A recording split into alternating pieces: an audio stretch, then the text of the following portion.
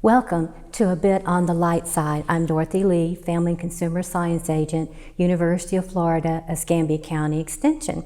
And today's recipe is one of those recipes and foods that we associate with comfort foods. Most of us, when we were growing up, had certain foods that we associated with comfort, and we tend to carry those into adulthood.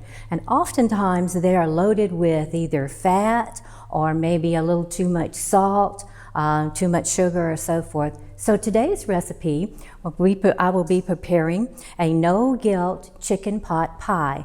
Chicken pot pie really originated many years ago with just using leftovers from, of course, chicken and vegetables and so forth that were left over from other meals. So today we're going to prepare a chicken pot pie that is low in sodium, it's low in saturated fats, and it's very delicious, and it can be paired with other dishes. For example, your pot pie could be served with maybe a green salad for dinner, and you would have a nice meal with all of the nutrients that our body needs. So let's get started on preparing our recipe.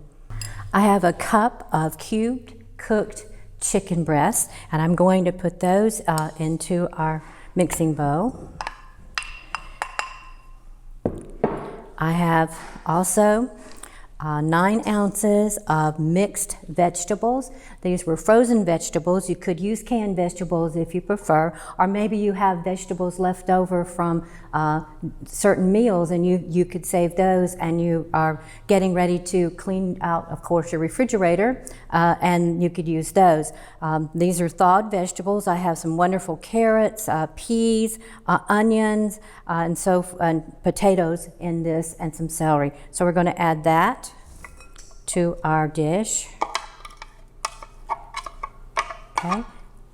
All right, and give it a good mix. I have definitely, you need to thaw, okay, your vegetables. And I have a can of low-fat cream of chicken soup, and I'm going to add that to our mixture. Okay. The cream of chicken soup makes it nice and creamy. Okay. Okay, and we're going to blend that well with our vegetables and our chicken. This recipe serves 4. Of course, if you would like to double it, you would get 8 servings from this particular recipe. Our mixture's been thoroughly mixed, so we are ready to transfer it to our pie plate. This is an ungreased pie plate that I'm transferring the mixture with the chicken and the soup and the vegetables. Kind of spread it around in our plate. Okay, we want to make it pretty even. Okay, got it evened out.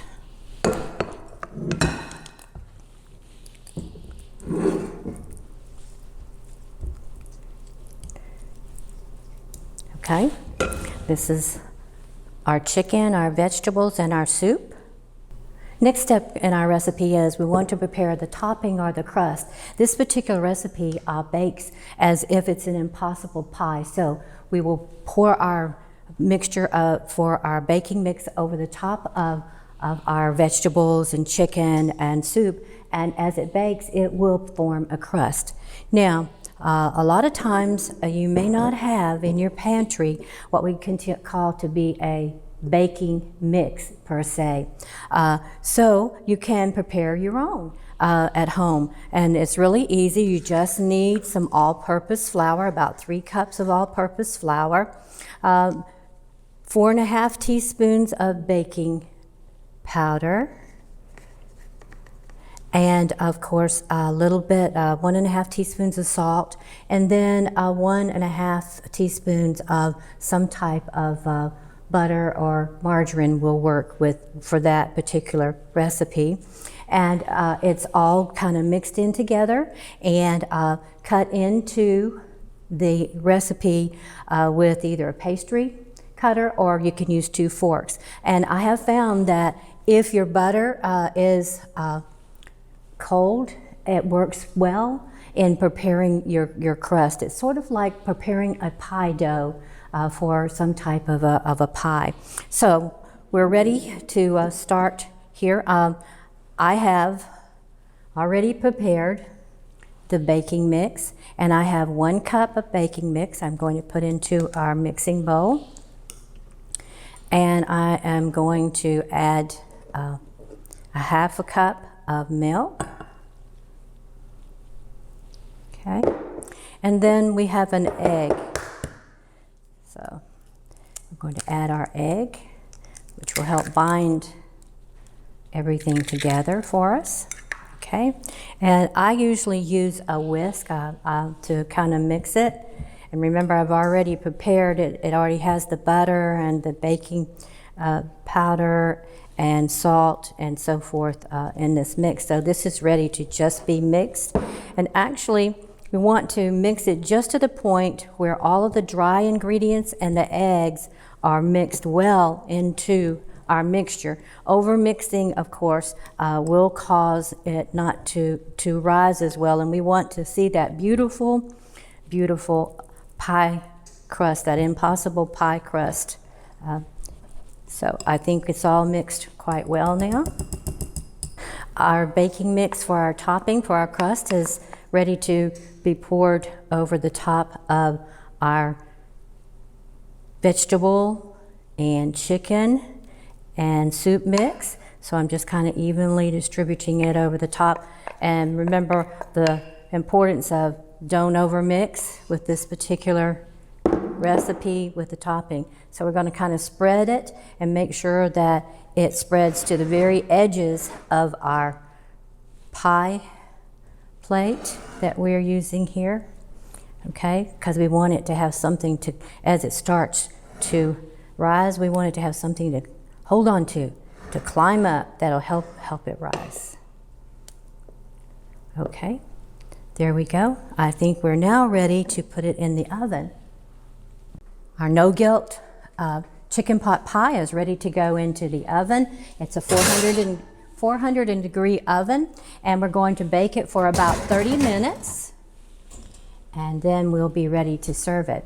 A few tips about any time that you're using some of the ingredients that we use today in preparing our no-guilt pot pie is when you're working with chicken, or any type of meat, make sure that you wash your hands thoroughly and make sure that you use a individual cutting board for the meats and for your vegetables and so forth. So that will help kind of with that food safety aspect of cooking. And of course, one of the first things we always do is when we're cooking is wash our hands thoroughly.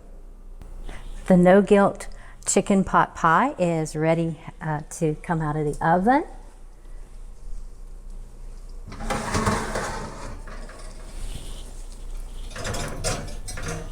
Okay, it's beautiful, nice and brown, and has a beautiful crust.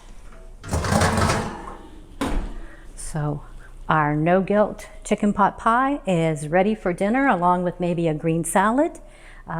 And remember, it's no guilt because we've used fat-free cream and chicken soup, fat-free milk, and mixing our topping, and also the mixture that we made with 1 egg and so forth. So enjoy. For more information, University of Florida Institute of Food and Agricultural Sciences, Escambia County, Dorothy Lee, Family and Consumer Science Agent. Enjoy your no-guilt chicken pot pie.